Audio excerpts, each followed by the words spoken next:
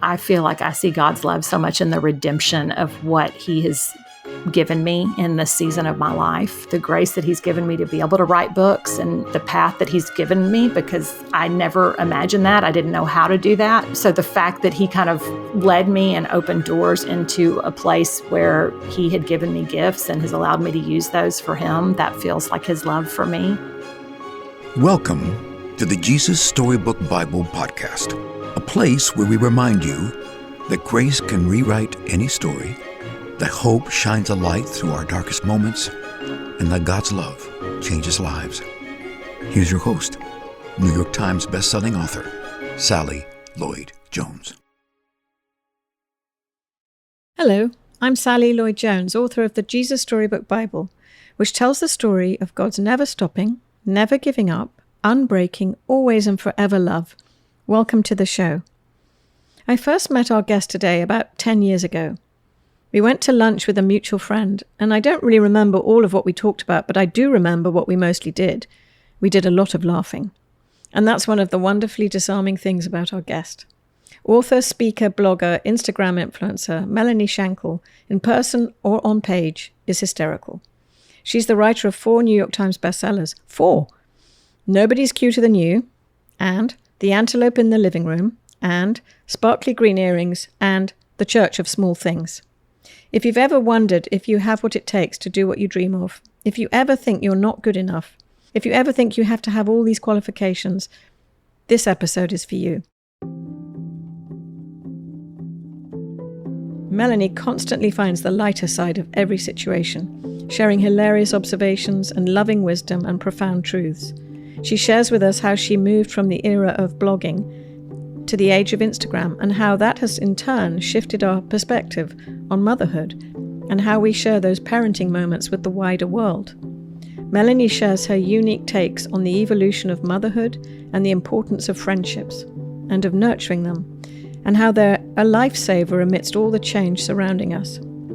And she also cautions us to beware of comparing ourselves with others, particularly on Instagram, because who hasn't done that?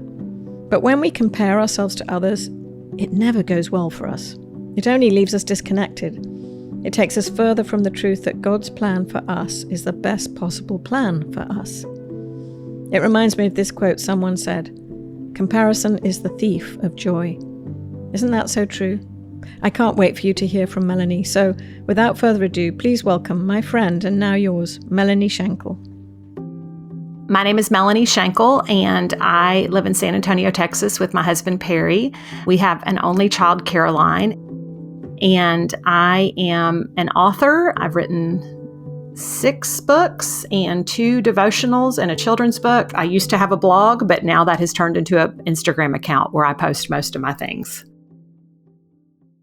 I started a blog that I called Big Mama back in 2005, and it was when my daughter Caroline was just about to turn 3 years old. Kind of, I say, the dawn of the blogging age. That was like the first wave of real women from their homes. I mean, it was kind of pre-social media where it's like we were writing about the real struggles and what it really looked like and that it was messy. The age of Instagram and all that has really changed the conversation, because I think we went from a way that maybe on blogs we were raw and we were real and we showed kind of the real struggles of everything, to I think Instagram has really turned everything where maybe it's more of a place where everything looks a little more picture perfect, like maybe people aren't as real and don't talk about some of the struggles as much and tend to show the best days.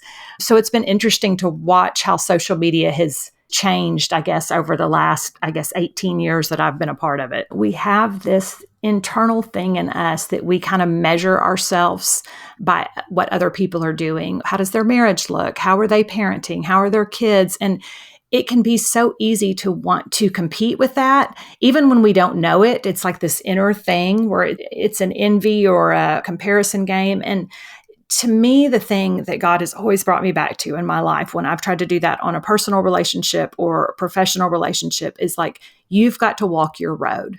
You know, you've got to walk the road that God has given you. And the thing is somebody else's road always looks better because you don't know all the bumps in their road.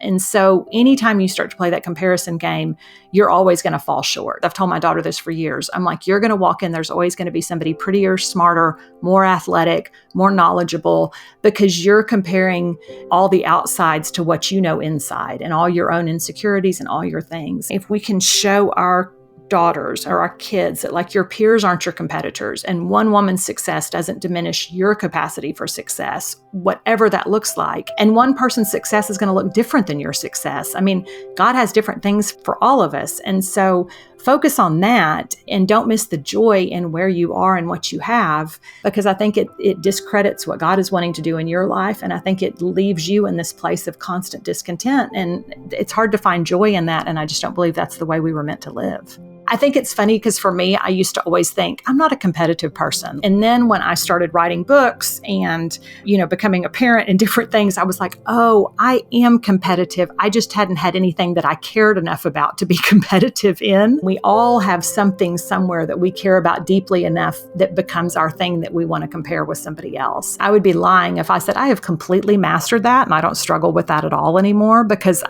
that's just not the way it works. There can always be that little voice in us that wants to tell us that we're not good enough or that what we're doing doesn't matter or that it never is going to compare to somebody else's. And I think that's where you just have to go back to what you know is the truth, which is that it absolutely matters, that God's given you your path and your words and your presence here on earth. And He has something very specific tied to that only you can do.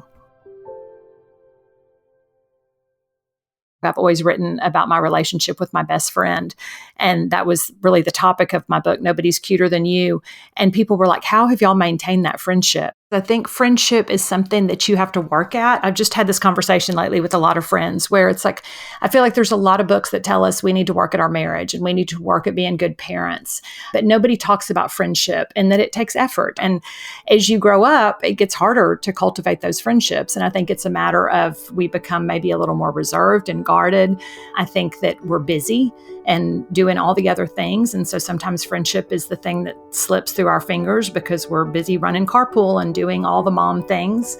But I believe it's so important to our lives. We make the effort. We schedule once a week lunches that we don't miss, and we make sure that we talk on the phone and we know what's going on. You've got to kind of prioritize it to maintain it. I mean, you can't neglect any relationship in your life and expect it to stay healthy and good.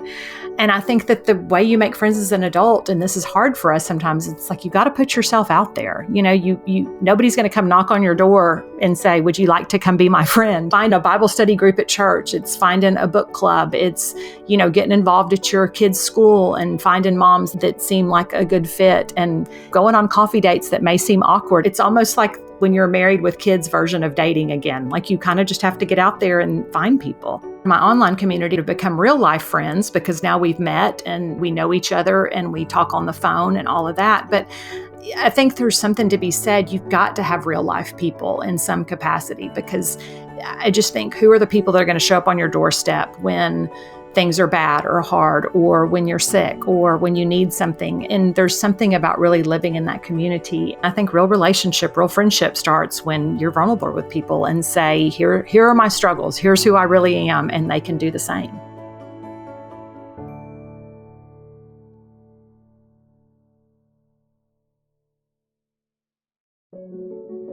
This is a Jesus Storybook Bible passage, and it's called Let's Go. Jesus left the desert and set about the great rescue. He was going to get God's people back. But first, he needed to find some helpers and friends. He had a lot to do. He would need some people to help him. Who would make good helpers, do you think? Clever ones? Rich ones? Strong, important ones? Some people might think so, but I'm sure by now you don't need me to tell you they'd be wrong.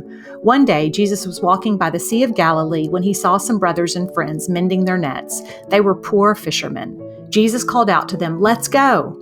And they couldn't explain it. Their boats needed to be put away. Their nets needed mending. Fish were still wriggling on the shore, but something about this stranger made them just drop their nets and their fish, leave their boats and everything, and follow him. When they looked at Jesus, their hearts filled up with a wonderful, forever sort of happiness, and inside it was as if they were running free in an open field.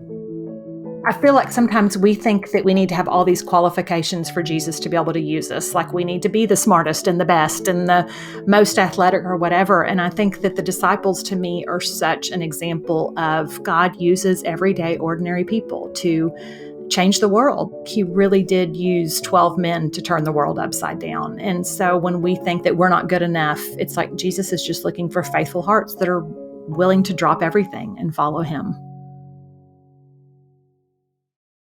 You can get the Jesus Storybook Bible wherever books are sold.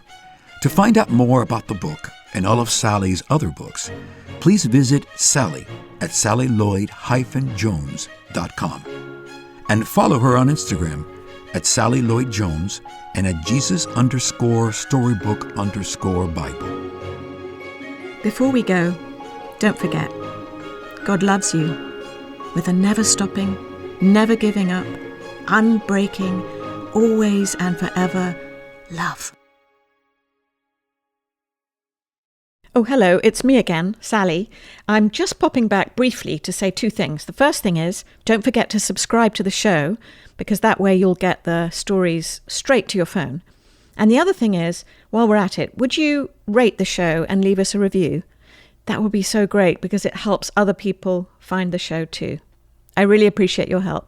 Thank you.